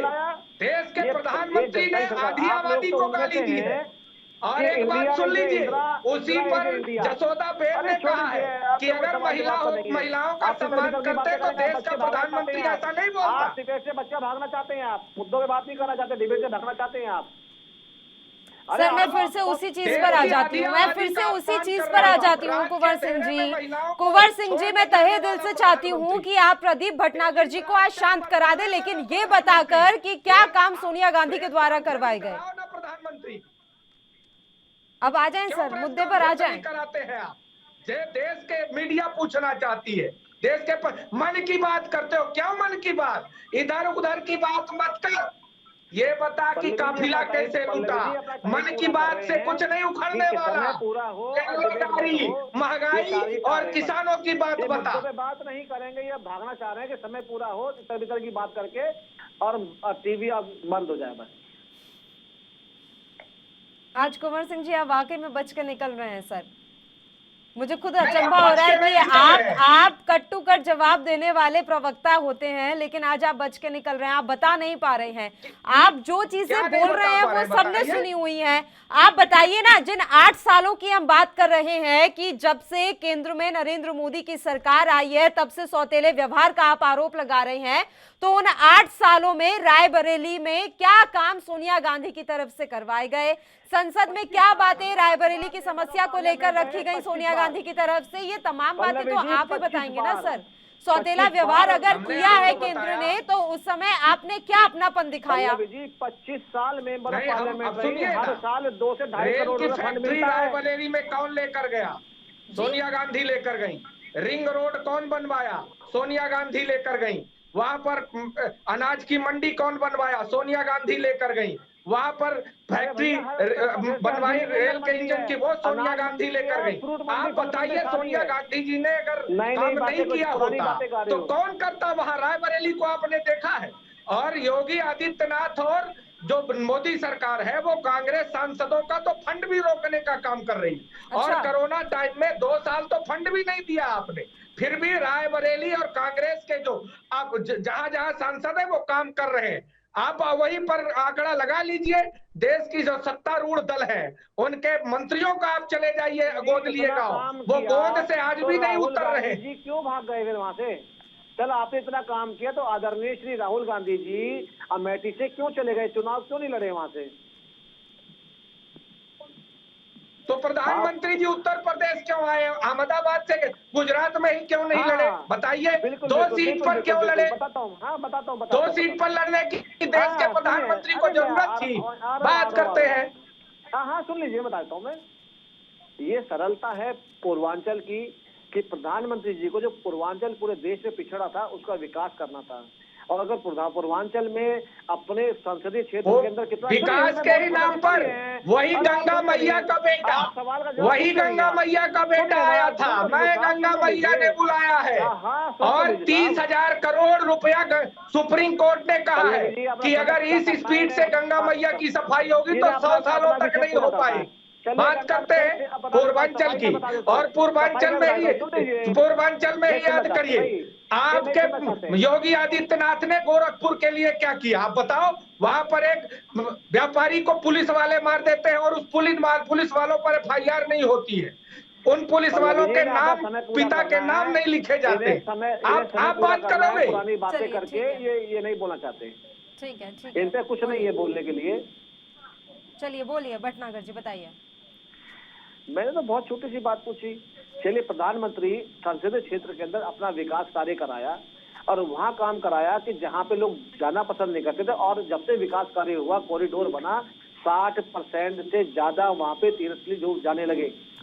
और सोचिए वहां कितना विकास और कितना क्षेत्र में बढ़ा है। इसी तरह का अयोध्या जी का आपकी कांग्रेस ने प्रधानमंत्री जितने दिए वो उत्तर प्रदेश से दिए, तो उत्तर प्रदेश इतना पिछड़ा क्यों है? अगर उत्तर प्रदेश आप 25 वर्ष सोनिया जी मुखिया रही और मुखिया हैं भी कांग्रेस की, और लंबे वर्ष तक आपकी सरकार चली, आपने कुछ नहीं कहा प्रदेश के लिए, कुछ विकास कार्य तो कराते आप लोग। बोलने के लायक इसलिए आप पे है नहीं। अभी आप 15 लाख और 20 लाख 25 लाख बोल रहे, चिंता मत कीजिए, 15 लाख आप तक पहुंचेंगे। सरकार बना के रखिए आप उम्मीद है ना? बिल्कुल अच्छी बात है। तब तक देश में कुछ नहीं बचेगा, देश पूरा कुछ नहीं बचने वाला। 15 लाख के जब वो चक्कर कह में रहे देश हैं को कि खत्म कर दिया। रायबरेली में जो कुछ भी काम हुआ है वो सोनिया गांधी के द्वारा ही करवाया गया है, क्या आप इस बात सोनिया को गांधी ने स्वीकार ही कर रहे किया हैं है? ये प्रदीप बता भटनागर दें जी कि योगी सरकार कुछ नहीं करवा पाई, ना केंद्र की तरफ से कोई सहायता मिली, यहाँ तक कि निधि तक रोक दी गई सांसदों और विधायकों की केंद्र सरकार के द्वारा? पल्लवी जी, आप 25 वर्ष मेंबर ऑफ पार्लियामेंट रहे, आपकी सरकार रही, बता दीजिए कोई फैक्ट्री लगाई हो वहाँ पे आपने? फैक्ट्री लगवाने की बात वो कह रहे हैं, रिंग रोड लाने की बात वो कह रहे हैं। सर आप सुनिए तो सही, वो क्या क्या दावे और वादे कर रहे हैं। फैक्ट्री लगाया है वहाँ पर रायबरेली में। अरे कौन सी फैक्ट्री लाए भाई? अभी खादी फैक्ट्री कुछ शुरू करिए। वैसे ही देखिए, जब कोई काम होता है तो कौन सा करने लगते हैं। हम आपकी तरफ 15 लाख नहीं दे रहे हैं, हम आपकी तरफ 15 लाख नहीं दे रहे हैं, काला धन नहीं ला रहे हैं। आपका काम है झूठ बोलना और बार बार झूठ बोलने का काम प्रधानमंत्री करते हैं, भाजपा के लोग करते हैं। हमने विकास किया, नहीं तो 70 साल में क्या बेचते हैं आप अपनी कठुल्लू। अच्छा ठीक है सर, फैक्ट पे बात कर लेते हैं ना। देखिए कुंवर सिंह जी, अगर आप फैक्ट्री लाए, फैक्ट्री में लोगों को रोजगार मिला है तो इसका कुछ तो आंकड़ा होगा सर, क्योंकि ये बात सच है कि वहां की ज्यादातर आबादी, यानी कि आप ये समझ लीजिए 80% से ऊपर जो है आबादी कृषि क्षेत्र पर ही निर्भर है। तो ऐसे में उस फैक्ट्री का क्या योगदान हो रहा है वहां के संसदीय पूरे क्षेत्र के लिए? देखिए, जब देश के विकास की काम आता है, विकास होता है, तो जब कारखाना लगता है तो कारखाने से पूरे क्षेत्र का विकास होता है। जो जब जमीन अधिग्रहित होगी तो उनके लोगों को नौकरी मिलेगी, केंद्र सरकार केंद्रीय नौकरी करेंगे, सारे लाभ मिलेंगे। जब एक परिवार में नौकरी वाला व्यक्ति जाता है तो सारे परिवार का विकास होता है। और वहां पर रायबरेली में एक प्रधानमंत्री बता दे कितने बार रायबरेली का नाम लिया उन्होंने विकास के लिए। योगी आदित्यनाथ कितने बार रायबरेली गए हैं, आप बता दीजिए। अगर उपेक्षा का शिकार नहीं है रायबरेली, इनके 8 सालों में जितने फैक्ट्री बंद आप करा रहे हैं, आपने कोरोना का लाभ लेकर वहां पर जो काम धंधे वो बंद, बेरोजगार कौन कर रहा? विधानसभा में आंकड़े आपके स्वामी प्रसाद मौर्य ने कहा है कि 9% महंगाई की दर है और 18 लाख लोग एक महीने में बेरोजगार हुए। तो ये बताइए भटनागर जी क्या कह रहे हैं। कुंवर सिंह जी सुनिए तो सही, वो इतने बड़े वादे कर रहे हैं, इतनी बड़ी बात कह गए, उनकी बात तो सुनिए, बात तो सुन लीजिए सर, बात तो सुन लीजिए, बात तो सुनिए ना कुंवर सिंह जी। बात नहीं सुनेंगे तो चर्चा आगे कैसे बढ़ेगी सर? एक ही शख्स बोलता रहेगा तो चर्चा आगे कैसे बढ़ेगी? बात तो सुनिए, वो क्या कह रहे हैं कि रायबरेली में क्या होता है और क्या प्रधानमंत्री ने शुरू करवाया। रायबरेली के अंदर रेल के डिब्बे बनते हैं, जो बंद करा दी थी फैक्ट्री दोबारा चालू कराई गई, ये नहीं बताएंगे। और बहुत छोटी छोटी इकाइयां जो लघु उद्योग थे वहां के, किसी ने किया ही नहीं। बोले आप बीच में बोले, आप कुछ पता नहीं है। तुम भी तो बीच में बोलते हो भाई, अब खुद बोलो तो बढ़िया, हम बोले तो गलत। कांग्रेसी नेताओं में बीच में बोलने की सुनते नहीं किसी की भी। भाजपा के नेताओं में बीमारी नहीं है क्या? बेच दिया पूरे देश को। भाजपा के नेता में ज्यादा बीमारी है पैर करने की। हाँ बहुत बीमारी है, बीमारी तुम्हें ना लग जाए, थोड़े चुप बैठिए। सुनिए, पता लगा मेरे को कोविड आप पे चला गया। आज अभी तक इतना, आज 2 वर्ष 3 वर्ष कोरोना को हो गए, श्रीमती सोनिया गांधी जी अभी तक अपने नहीं, अभी आपने कहा कोई फैक्ट्री नहीं है, सोनिया गांधी ने कोई फैक्ट्री नहीं लगाई है, तो फिर कैसे दोबारा चालू करवा रहे हैं? आप बोल तो रहे, आप बोलना, आप क्यों फैक्ट्री बंद को? तो पहले से लगी हुई थी, बंद क्यों हो गई वो? बंद आपने कराया, योगी आदित्यनाथ ने बंद कराया, नरेंद्र मोदी ने बंद कराया। अरे 12-15 वर्ष से बंद थी वो, आपने उसका फंड रोका इसलिए बंद हुई। वो तो सोनी जी नहीं है, अभी सोनी जी होते तो बताते पूरी आपको, सुन तो रहे नहीं आप बिल्कुल भी। चलिए मैं दोनों से रिक्वेस्ट करूंगी सर, एक एक करके बात करेंगे ताकि चीजें थोड़ा सही तरीके से सामने आए और हमारे दर्शकों को भी ये ना लगे कि सिर्फ फालतू की तू मैं हो रही है। बहस हो तो सार्थक हो, तो इसलिए एक छोटे से ब्रेक के लिए पहले यहाँ रुक रहे हैं, जल्द हाजिर होंगे।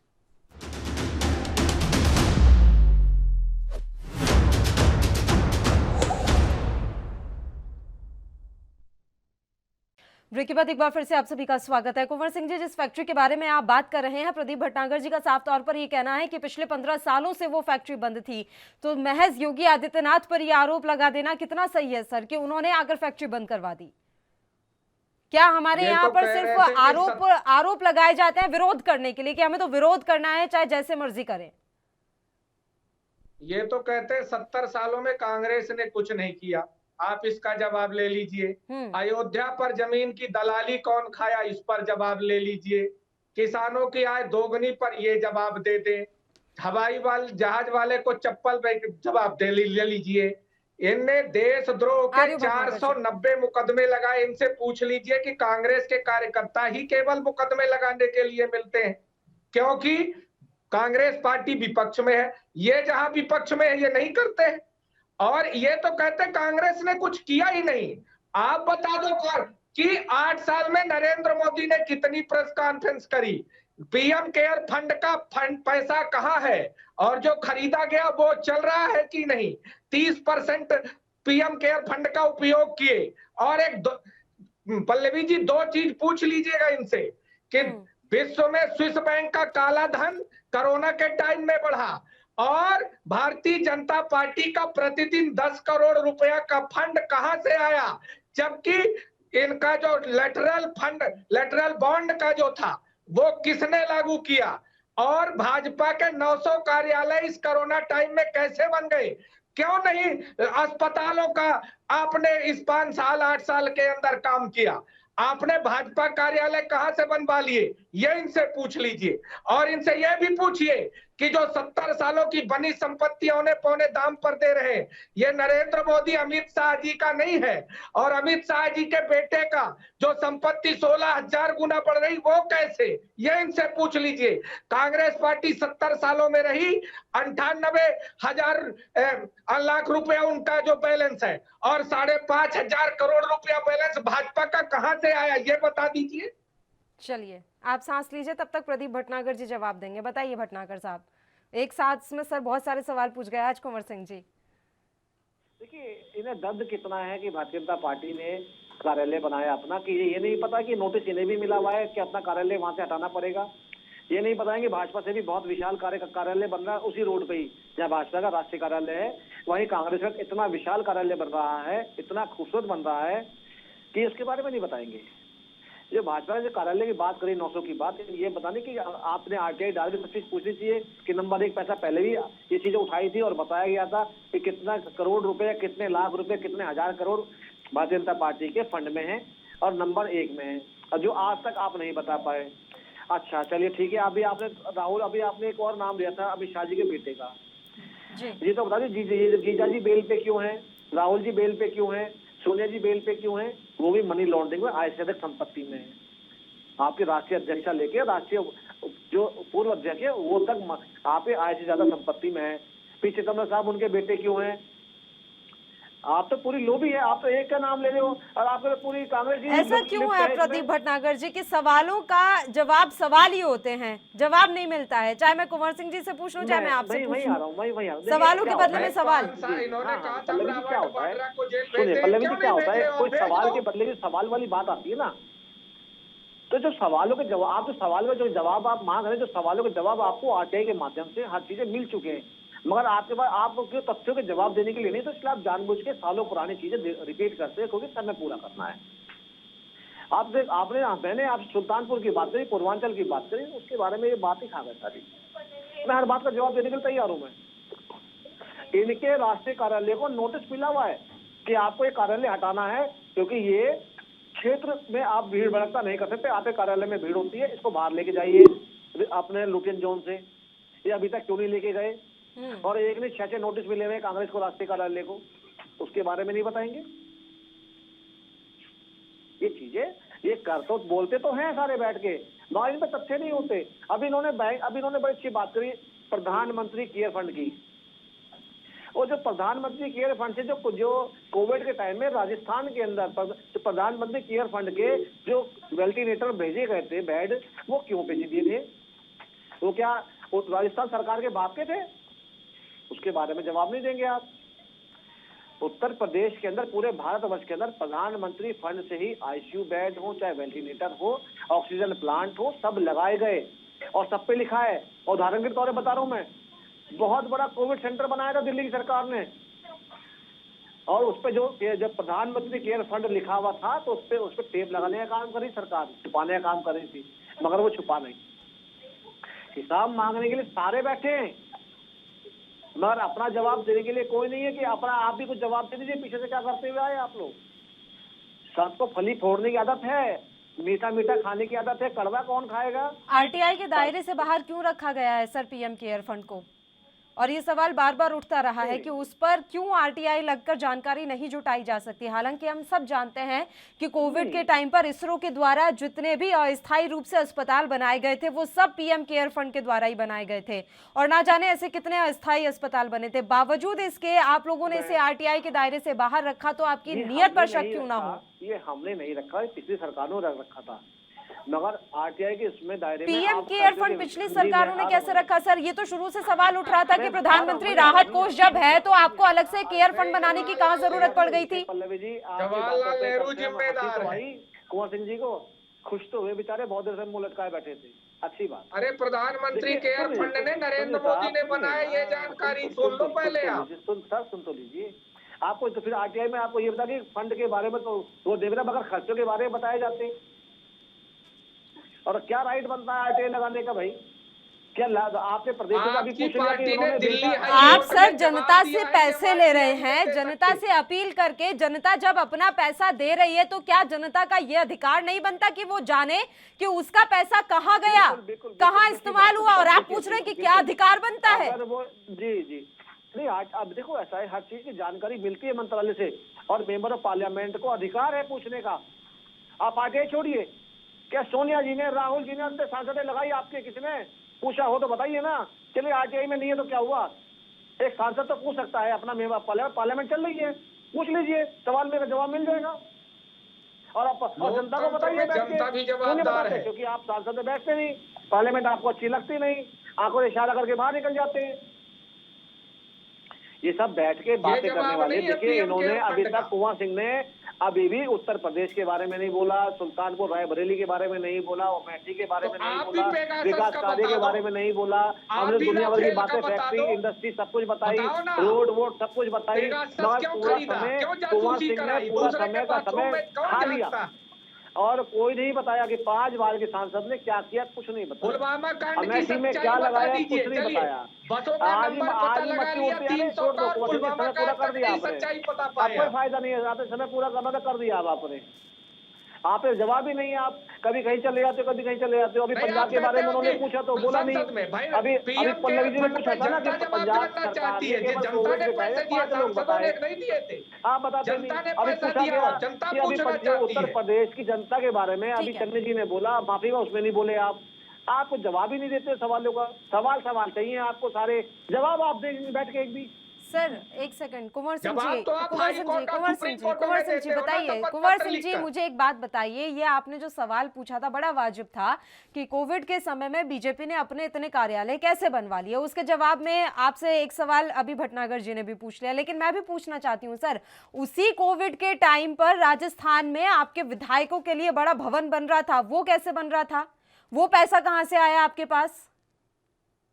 देखिए, वो उस टाइम का नहीं है, वो विधायकों के लिए भवन का निर्माण। कोई विधायक तो कोई आज कांग्रेस की सरकार है, कल चली जाएगी तो वो विधायकों के उपयोग का होगा, ऐसा नहीं है, वो पहले से निर्धारित था। तो नए संसद भवन के लिए आप लोग इतना हल्ला क्यों मचाते हैं सर?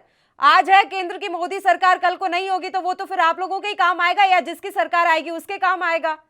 तो मैं बताता हूँ उसके बारे में। देखिए, टाइमिंग पर है, 1 साल से किसान बैठे थे, आपको वहां जाने का टाइम नहीं मिला, और आपको जो प्रधानमंत्री का निवास और संसद भवन उसके निरीक्षण को 1 घंटे टाइम मिल जाता है। आप कहते हो एक फोन कॉल दूर है, चलिए ठीक है भटनागर जी समय पूरा करना था सर, समय पूरा हो गया। भटनागर जी समय पूरा करना था, आज वो समय पूरा हो गया। प्रदीप भटनागर जी, अभी मैं माफी चाहूंगी सर, मैं अब आपको इजाजत नहीं दे पाऊंगी कि आप अपनी बात रख लें, इसलिए मैं आप दोनों ही मेहमानों का शुक्रिया अदा करना चाहती हूँ। तमाम चर्चा करने के लिए आप हमारे साथ जुड़े। तो आपको बता दें कि सोनिया गांधी आज बड़े दिनों बाद वर्चुअल तरीके से कांग्रेसी कार्यकर्ताओं से मुखातिब हुई हैं। इस दौरान उन्होंने योगी सरकार और मोदी सरकार पर जमकर निशाने साधे, क्योंकि रायबरेली में चुनाव है, ऐसे में वो चाहती हैं कि यहां से कांग्रेस के जो विधायक है वो ही जीत दर्ज करें। अब देखने वाली बात रहेगी कि उनका एक वर्चुअल संबोधन क्या रायबरेली में कोई चमत्कार कर पाएगा। इसी के साथ राष्ट्रधर्म में फिलहाल के लिए इतना ही। मुझे दीजिए इजाजत। देश और प्रदेश के तमाम ताजा खबरों के लिए